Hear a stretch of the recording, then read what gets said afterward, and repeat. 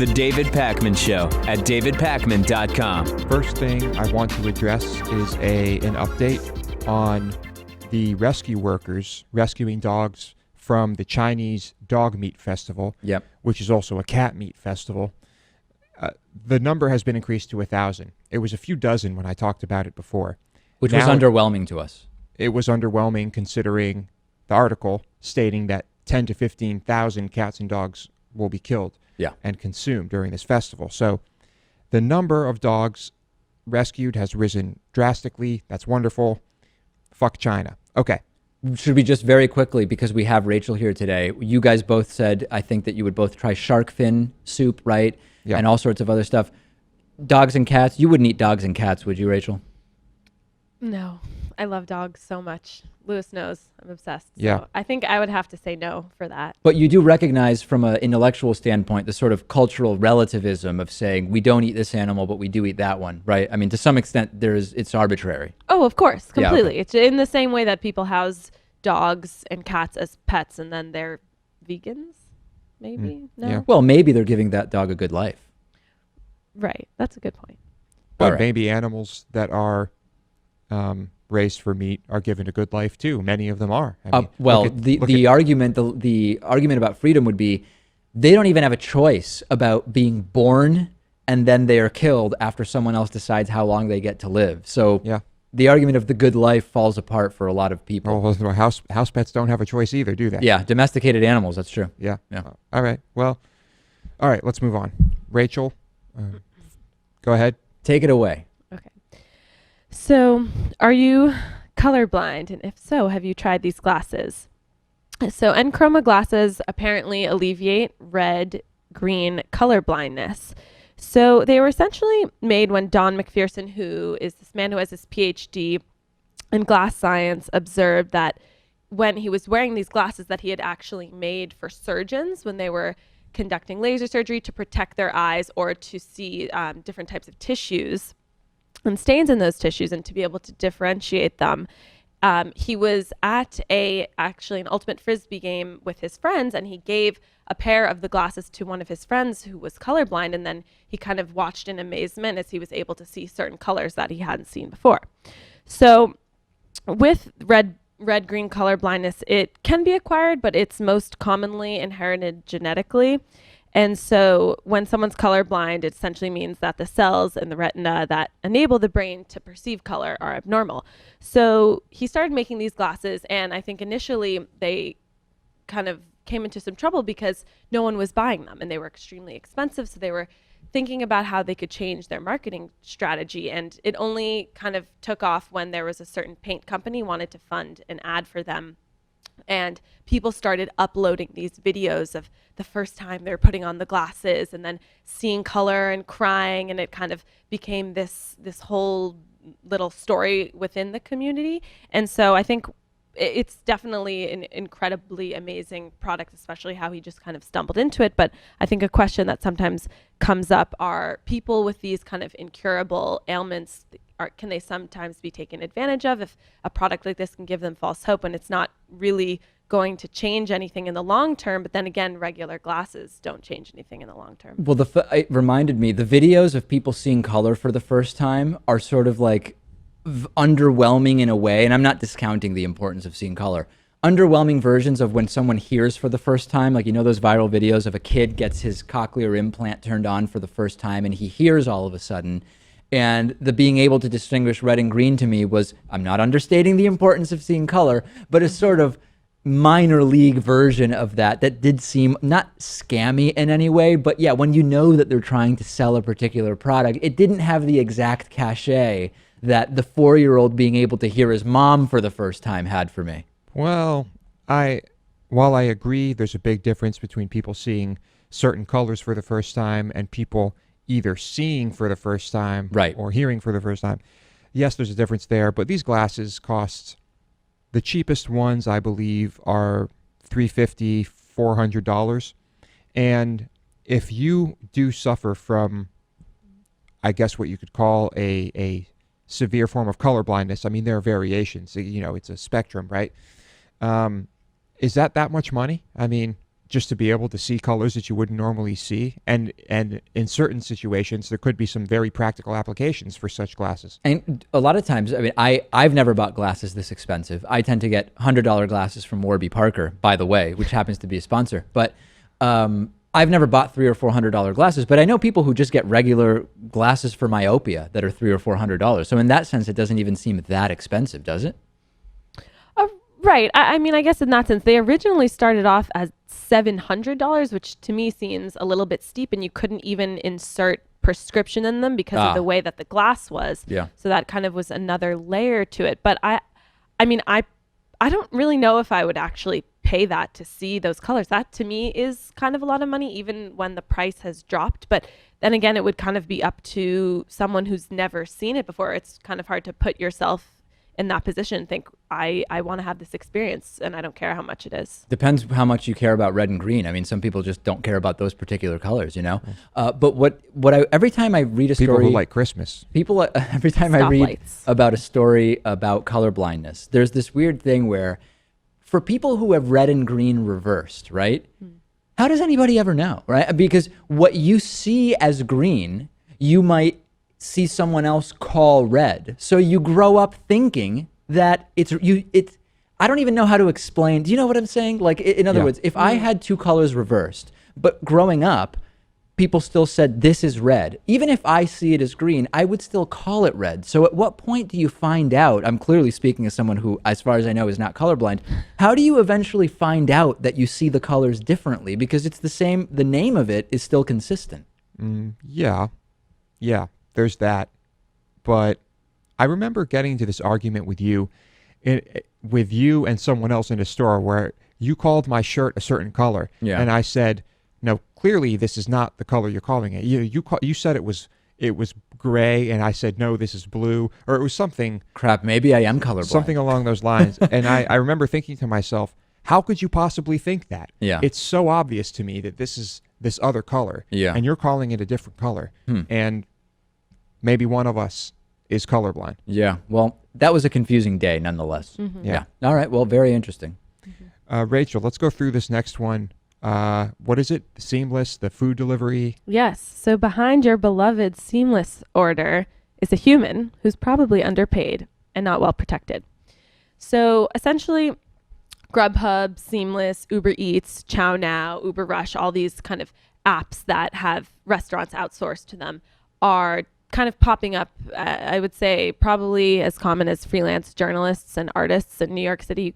Maybe you can't tell the difference, or maybe everyone's both. But at any rate, we often forget that the food actually is delivered to us by a real human. The food just doesn't magically appear in so many like Domino's commercials. It's actually someone who may be braving really awful weather conditions or have a bike that doesn't work that well. And so one of the issues that's kind of coming up is that workers' compensation policies don't require these businesses to provide insurance coverage for independent contractors.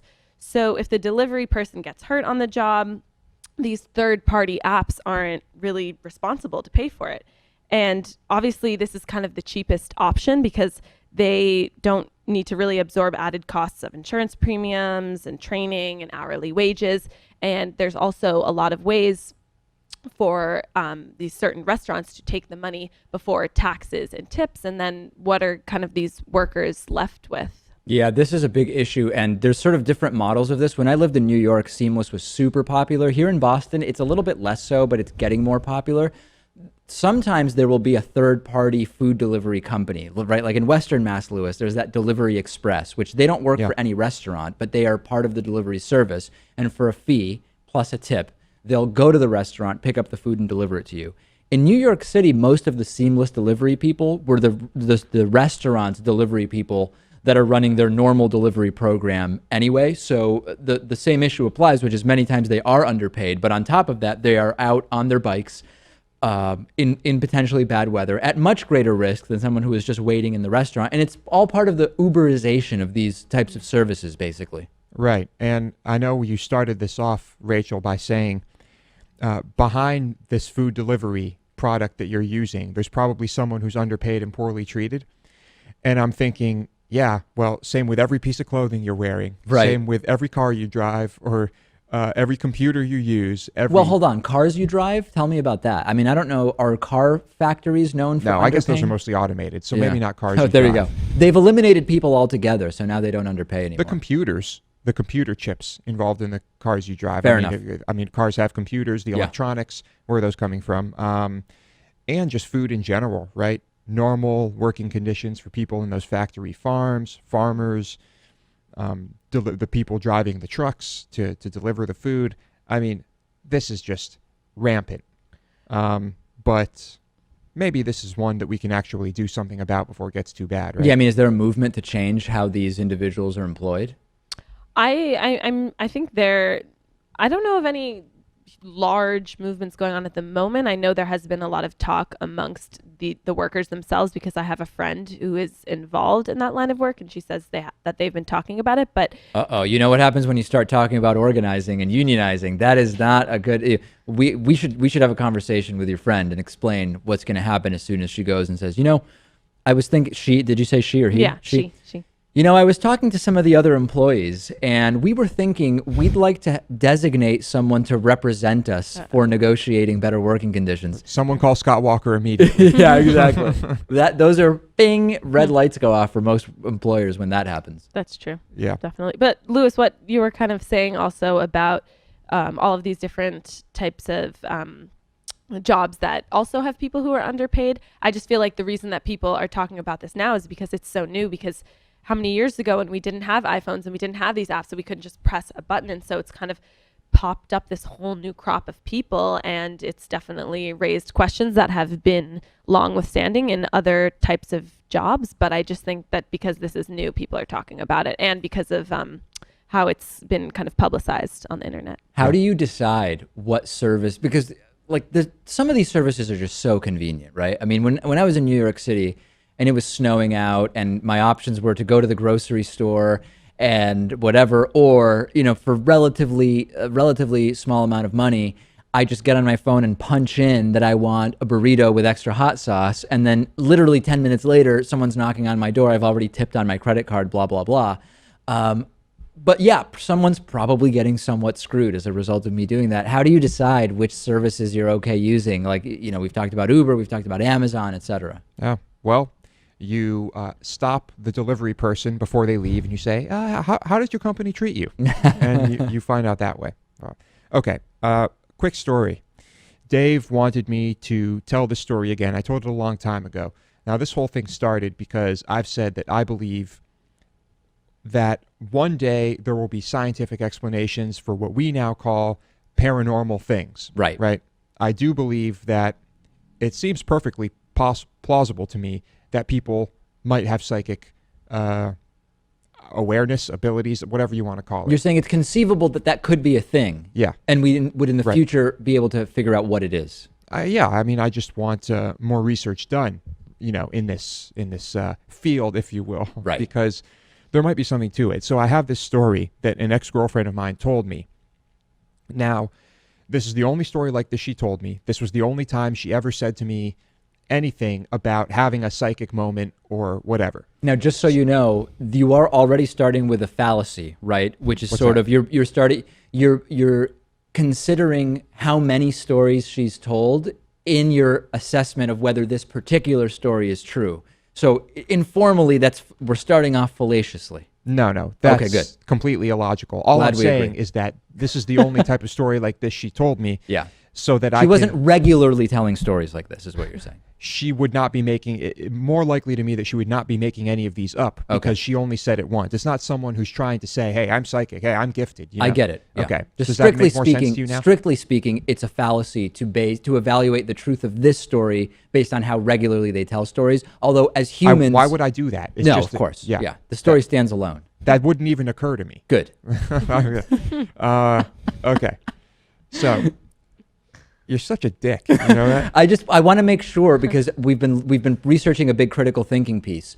The fact that this is not a story she regularly tells does not, strictly speaking, impact whether this is a real story. Of course not. Good. All right. Fine. That's all I'm saying. But this is the story she told me. I have no reason to believe she was lying to me about it. She was sleeping. She lived with her parents. Late night, she's asleep, right? The phone rings. Everybody wakes up because the phone is ringing and it's loud. That's what happens. It wakes her up. Someone answers the phone because it stops ringing, and she just goes back to bed. A few minutes later, her dad walks over to her room and opens up the door, turns the light on, looks a little spooked and says, "You're not going to believe who just called." And before he tells her who called, she looks at him and says, "It was your mother." And you're probably thinking, who cares? There's a good chance it was a family member. It was a call late at night. Well, his mother had been dead for years. Right. So what happened was he picked up the phone. It was not easy to hear what was happening, but he was certain that he distinctly heard his mother calling him by his Yiddish nickname, which is the only person who ever used that name with him. And a call from the beyond, if you will. And so he hangs up, maybe exchanges a few words with his wife, and then walks over to her room. And she somehow guessed that he thought it was his mother. Right. This is a two-part story here, right? And to me, that was just a very, very strange story. And what's your view now on it? Is it that there was a call from a dead person made via the phone that day? There's only two things we know for sure. Okay. There was a call. Three things we know for sure. There was a call. Her father thought that it was her grandmother on the phone calling him by his Yiddish nickname, and that without him telling her, she guessed that her dead grandmother called on the phone. Rachel, when you hear a story like that, what's your reaction? I have never been really big into premonitions and calls from the dead and things of that nature. And I don't know if I would have that kind of one singular experience and then I would extrapolate it to believe that all of these type of instances could happen. So I'm going to have to say I'm a little bit skeptical. But if you were to... Skeptical how, though? So in other words, if you were to pose an alternative explanation to what happened here, what types of things might you suggest? Well, now I can understand. My question would be, how can you explain someone who's not superstitious or believe in any of this stuff, guessing that their dead grandmother just called on the house phone? I mean, could your ex-girlfriend have dreamed the entire thing? No, this happened because they discussed it later. I mean, the whole thing happened. Yeah. Yeah. I'm definitely less weirded out by her guessing it. I'm more just because I feel like there are kind of bizarre instances where someone would just kind of think that the strangest possibility of a situation could happen as a guess. But I think that maybe he was half asleep or delusional when he answered the phone. Is right. that a possibility? Well, maybe. But that's actually a possibility, right? Which is the dad answered. You're actually going down, I think, what would be my primary guess, which is the dad did pick up the phone, but he was sort of half asleep and he probably didn't hear anything. He maybe was half in a dream. He goes to your ex-girlfriend's room. And as you mentioned, she mentioned it before he said anything. Yeah. So she may have planted the idea that it was his mother, and he was half asleep and he goes, "That's right, it was." Because he was in a sort of haze or a dream state. And the entire thing was, it wasn't so much that it was a coincidence. It was that whatever she had proposed, he would have been like, that is what it was, because he's half asleep. But that still doesn't answer my question on why she would propose that someone who was dead called the house. Oh, maybe she was in some kind of a dream state, right? Okay, everybody's just dreaming and it's all delusion. Yeah. The alternative is dreaming and half asleep about dead people. I guess the other option is a dead person called the house. That route I'm probably not the most drawn to. I'm not saying a dead person called the house. What's your explanation?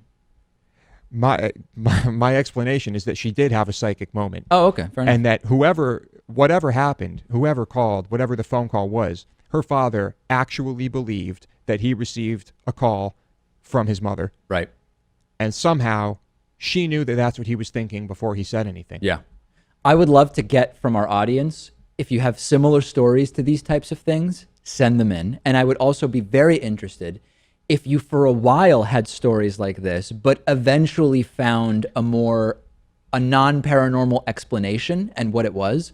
also write in. And Lewis, maybe you'll pick some of the best ones and we'll go over them, because I think these are very interesting. Please. I would love to hear stories like this, and not just you. Perhaps if you have a good friend or family member who has told a story to you that was very similar, and you trust them to convey or to tell the whole truth and nothing but the truth. As Ideally, they see it. First-hand stories would be more interesting. First-hand stories better, but yeah, I have none of these, unfortunately. Yeah, most people don't.